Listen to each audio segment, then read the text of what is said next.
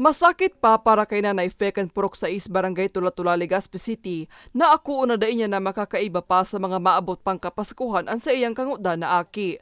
Matapos na mabangga ng motorsiklo sa Barangay Salvacion, Pilar, Sorsogon, pasado alas 6 banggikan Desyembre 25 asindagos na binawian in buhay. Ako is Mariusip. Gano'n na makayanan. Sa ako, bahala na sinda sa buhay nila. Pag ako, dahil man ang pwede ta, buhay baga ang kitaho.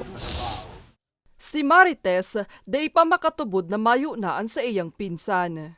Mabuot po, maski, alam nga, siyempre pinsan, gade maano, so, karaw-karaw lang yan, so, gari man nag-iiwal ngayon, pero, mabuot po yan.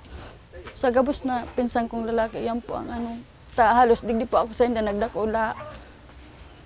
Aram ko po ang niya, mabuot siya talaga. Sa investigasyon kan Pilar Municipal Police Station, nagpurbar na magbalyo sa ibong na tinampo ang biktimang si Noli Meneses, 35 anyos, sarong construction worker, alagad aksidenteng nasa abitan kan papaabot na motorsiklo. Matapos kaini, liwat na nabangga si Meneses kan saro pang papaabot na bihikulo na nagkausa kan tulos sa pagkagadan kan biktima. Kung kami time, nakaluwas ko sa reglementary sigasunod po tabi.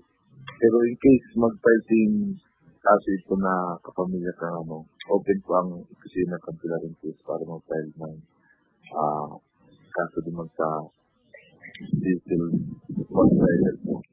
Binisto ang driver kan motorsiklo na si Ricky Andes, 42 anyos, residente kan Barangay del Rosario, Pilar, Sorsogon. Tulos man na duminulag ang driver kan saro pang nakabanggang bihikulo na hasta sa presente da ipa maidentipikar. Dapat ang safety driving ang i-apply na sa kuya na isang na driver.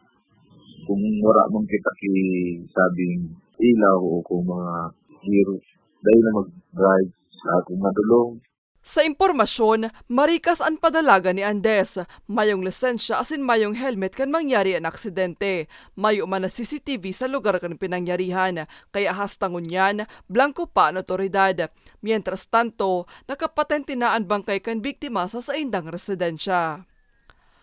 Para sa mga baretang tatak, Bicol, Maria Lorenzana.